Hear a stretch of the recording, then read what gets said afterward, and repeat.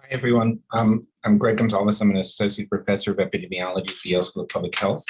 I just want to follow on my colleague from Right to Health Action about the next steps. A couple of things. I think we need to go from top to bottom and think about this from our families and our friends and the people we care about, and how do we take care of each other? We've been incredibly generous with our neighbors over the past 2 years in keeping people safe early on in the pandemic, all the way through now, where we put on masks voluntarily.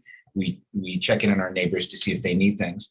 But I think we really need to think as we go into this winter how we can protect the most vulnerable among us. I work on substance use in my day job, and we've seen an explosion of overdoses around the country. And so as we think about taking care of ourselves and hunkering down to deal with this next wave of the pandemic, we need to think about what's going on in our communities and thinking as we leave our houses about the concentric circles that emanate from there.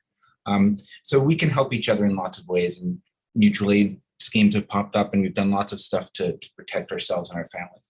But we can't do it alone. You need to engage. And we just talked about what Congress can do and what the Biden White House can do, but really we need to engage at the level of school boards and city councils and mayors, because that's where the rubber hits the road in public health, as we've heard from our previous speakers in this webinar. Local health departments as well. Remember, as well as being local and state driven, public health is in crisis at a local level. We've had 50,000 workers lost at the state and local level for public health since the 2008 recession. So we're going into the pandemic with lack of capacity at the fundamental place where public health is enacted in the United States. And so figure out how you can be a force for change at your school boards, at your city councils, and your mayor's offices, how you can support your local health departments in the work they do. Often they're juggling multiple tasks, whether it's testing or vaccine administration, and don't have the resources to do it all. How can you volunteer? How can you be an advocate right in your own hometown? Then at the level of mayors, and the level of governors and states, we'd like to think about policies being enacted by governors being dictated by whether you're in a red state or a blue state.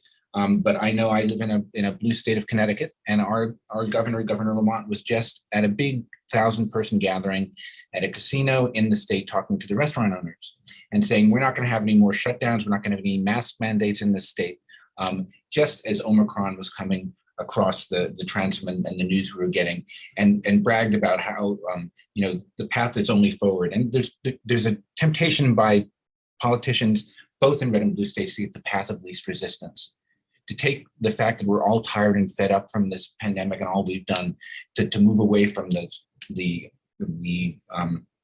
recommendations you've heard from our speakers over the past hour and a half. And then one last bit before I leave you and I pass it on to the final speaker is that President Biden had a plan in 2020 at the beginning of his term in 2021 to comprehensively address the pandemic. And it's become this boosters overall strategy. We haven't heard really enough about masking or rapid tests or ventilation or any of the sort of very specific recommendations we've heard from our speakers today. The policies are being very closely held in the White House.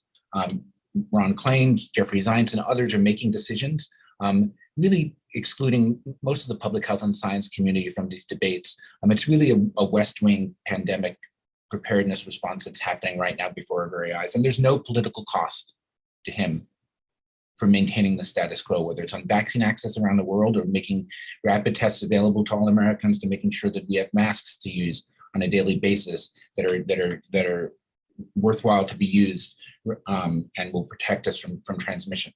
So you need to step up, right, in your hometown, in your states, and at the federal level. And you need to challenge misinformation, right? As we're sitting here, we're getting spammed by anti-vaxxers on the YouTube channel. But in your own lives, you hear misinformation. You need to step up and you need to challenge it. You need to resist political profiteering, whether it's Ned Lamont here in Connecticut or Ron DeSantis in Florida. You need to speak up and challenge politicians who use the pandemic for political gain rather than promoting the public health. And then we need to confront corporate greed. As my friend Fatima Hassan said from South Africa, life and death decisions have been made by a few men at a few companies around the world about who gets vaccines over the next 2 years. Albert Bourla from Pfizer, Stefan Bassel from Moderna. And they can sort of ride this out, collecting their billions of dollars as we watch people suffer and die across the globe. So you need to confront corporate greed and speak out. So, I've been an AIDS activist all my life and a public health and a global health activist for all my life, but I'm making an appeal to you that we all need to do this together right now. We've never seen such a global calamity in our lifetimes, and we're not going to get out of this unless we're all in it together. Thanks.